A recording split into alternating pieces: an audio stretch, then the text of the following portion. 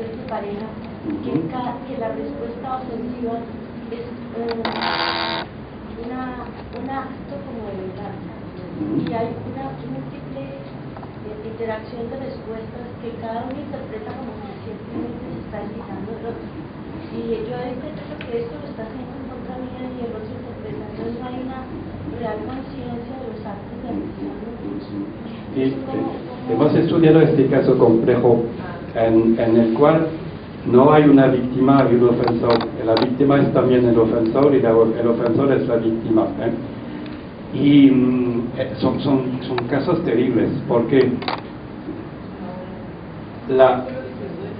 lo que salió de los datos es que al final lo que se espera es que esta persona que ha empezado que tiene que hacer el primer paso para pedir perdón, independientemente de la gravedad de lo que pasó en los intercambios, excepto cuando la respuesta ha sido desmensurada en relación con el daño que se hizo al principio.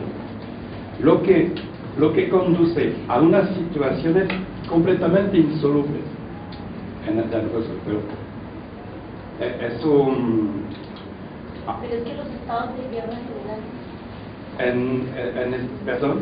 Los estados de guerra general... Sí, esto a nivel social.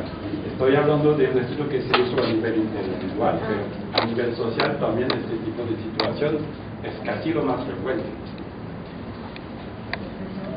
Algo que no me parecía haber visto dentro de las razones para perdonar y que mi compañera me comentaba, y era que muchas veces la gente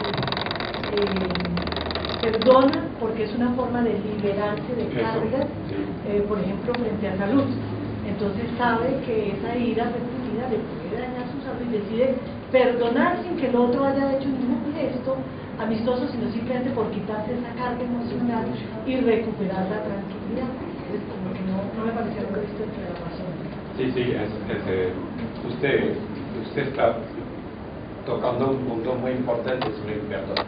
El perdón es fundamentalmente un proceso interno, un proceso sobre el cual tenemos casi, ¿cómo decir? No me sale la palabra, pero... Perdón, de pronto, si me permite, yo creo que el perdón se centra y concluye en la voluntad de pedir el perdón, de querer ser perdonado, porque si no nace ese perdón, es decir, profundo, sincero, estoy arrepentido de lo que hice, es decir, no se va a generar tampoco lo que se decía ya la señora, completa sanidad en la otra persona, pero sí muchas personas tienen la voluntad y el deseo de salir de esa situación plenamente. Entonces parte de que exista una voluntad total de solucionar lo que está generando tanto del que es receptor como el que está también transmitiendo el acto. Y en casos bastante graves, como en el caso de las víctimas de Ruanda, es exactamente lo que se ha observado. Vamos a pasar a estos resultados.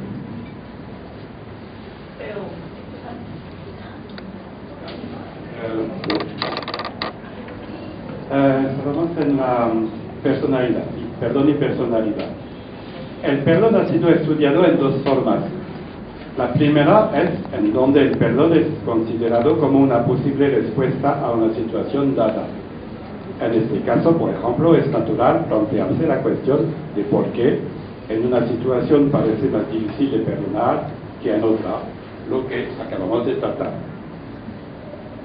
Pero la segunda manera es donde el perdón se considera como una manera de vivir, como una práctica, como una característica de personalidad. Ha sido observado que el perdón, como rasgo de personalidad, no es un concepto unitario. No hay un rasgo de personalidad que puede llamarse la tendencia a perdonar, por ejemplo. Tres aspectos, por lo menos, deben ser considerados bajo esta visión personalista. El primer aspecto se refiere a la reacción inmediata después de la ofensa. En algunas personas esta reacción es particularmente fuerte y duradera. estas personas tienden a experimentar un resentimiento duradero. Y se compara esta reacción de resentimiento a una reacción de estrés después de la agresión. Y esto es el primer factor, el resentimiento duradero. En algunas personas el nivel de resentimiento es siempre muy alto, y en otras personas pues mucho más. Este factor de resentimiento duradero caracteriza lo que se puede señalar como la parte fisiológica del perdón. Se sabe que este factor tiende a heredarse de una generación a otra.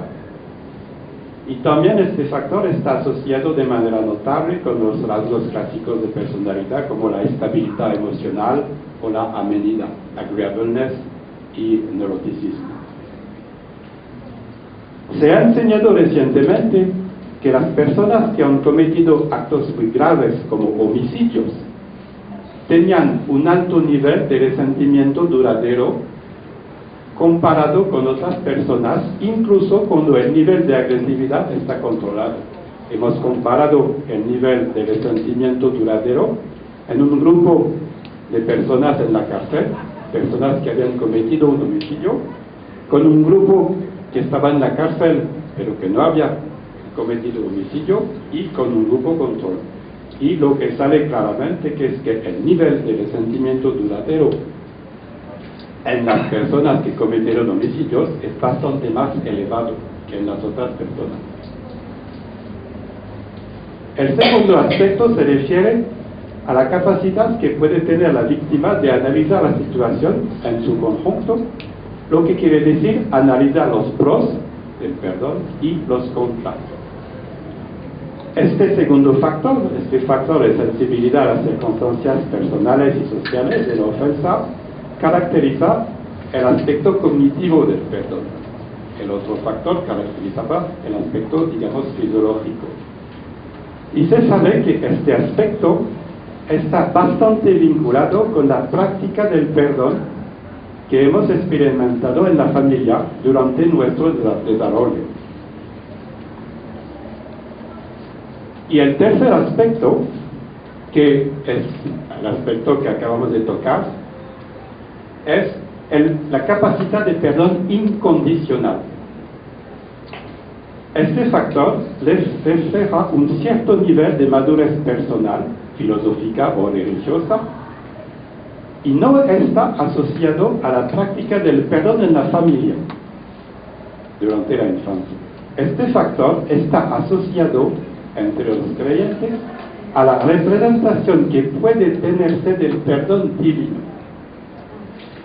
Está también relacionado a la tradición religiosa en la que fueron educados. En Islam, por ejemplo, este factor tiene mucho menos importancia que en las sociedades cristianas o postcristianas. En el hinduismo, por contrario, este factor tiene tanta importancia como en la sociedad europea.